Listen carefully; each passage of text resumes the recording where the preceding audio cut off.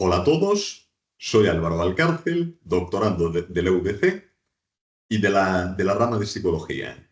Y vengo a hablaros del efecto halo en las energías renovables. ¿Qué es el efecto halo?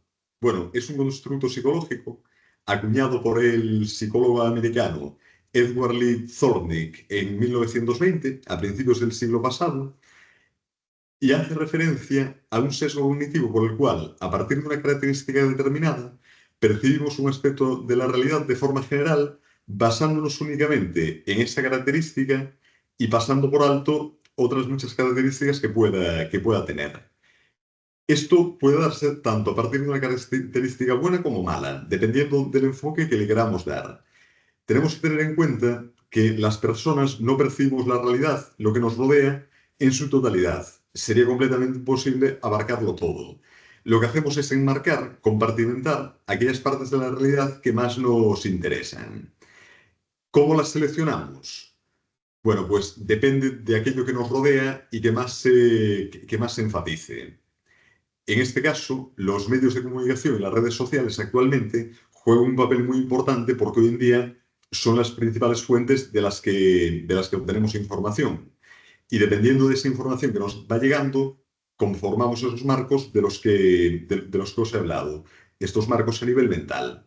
Y únicamente que aquella información que queda dentro de estos marcos nos resulta accesible mentalmente. Aquello que queda fuera no le hacemos caso. Y esto explica perfectamente el efecto halo que os había dicho. Nos fijamos en una característica concreta de algo y a partir de ahí hacemos una evaluación global sin tener en cuenta otras características que pueden ser completamente opuestas. Como he dicho, ya sean buenas o sean malas. En este sentido, centrándonos ya en las energías renovables, como hoy en día siempre se presentan como algo positivo, la mayoría de la gente, de las personas, tendemos a crearnos una impresión positiva de ellas. Muchas veces hasta el punto de comprometernos personalmente con su utilización y con su desarrollo. Además, las energías renovables suponen una alternativa a los combustibles fósiles, que son mucho más contaminantes y además finitos. ¿Qué es lo que ocurre? Que las energías renovables tienen otras características bastante menos atractivas, de las cuales no se hablan, y por lo tanto se pasan por alto. ¿A qué me refiero con esto? A que para fabricar los generadores de energías renovables, pues ya sean las turbinas eólicas, los paneles solares, las baterías de almacenaje, para fabricar todo esto son necesarias materias primas que se obtienen mediante minería extractiva y, sobre todo, muchas veces en países del tercer mundo. Por poner algunos ejemplos, el cobalto, el litio, el oro, que son minerales, todos ellos muy necesarios para la fabricación de los generadores de energías renovables.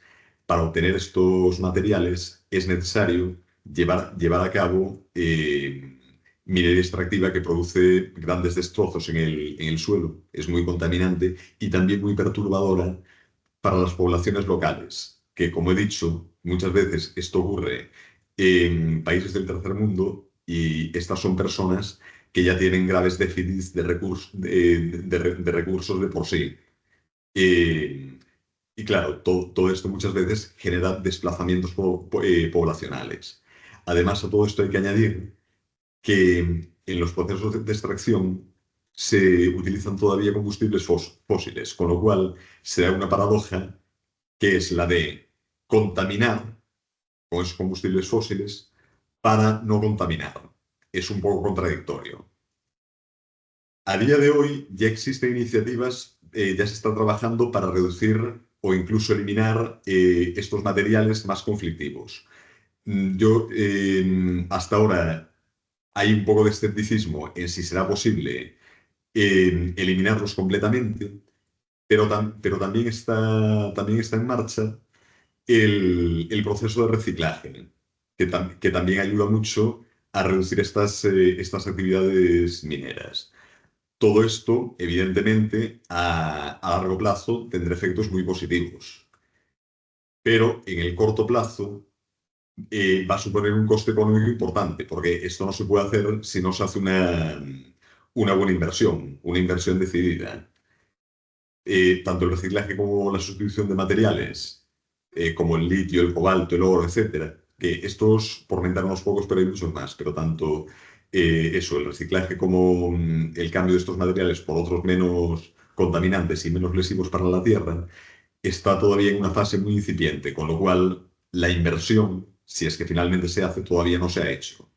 Y esta inversión, de alguna forma o de otra, nos va a suponer un coste a los consumidores finales, porque al final somos los consumidores quienes utilizamos todos estos, bueno, los que nos beneficiamos de todas las energías renovables, ya sea pues para utilizar el ordenador, para utilizar el teléfono, para muchas cosas, para la sanidad, etcétera. Y bueno, resumiendo, para terminar, vuelvo a lo que decía al principio. Estos aspectos de las energías renovables, estos aspectos controvertidos de que para su consecución hace falta llevar a cabo actividades contaminantes, tendemos la mayoría de las veces a pasarlo por alto.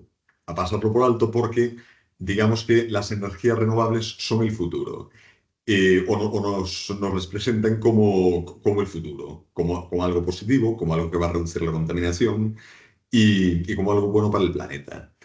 Y aunque efectivamente esto es cierto, todavía las energías verdes no son verdes de verdad. Para ello hay que obtener los materiales de fabricación de generadores de forma ecológica, lo cual hoy en día no se hace. Y, como decía al principio, existe un efecto halo sobre las energías renovables al no tener esto en cuenta, porque estamos idealizando de alguna forma este tipo de energías cuando al mismo tiempo no son todo lo verdes que deberían ser. Y por lo tanto, debemos deshacer este efecto halo y ser conscientes de que si queremos revertir esta situación y que sean verdes de verdad, será necesario asumir un coste. Bueno, pues esto es todo. El vídeo ha sido bastante cortito, pero bueno, creo que la idea principal se ha entendido. Y nada, quedo a vuestra disposición en el foro de preguntas. Muchas gracias por vuestra atención.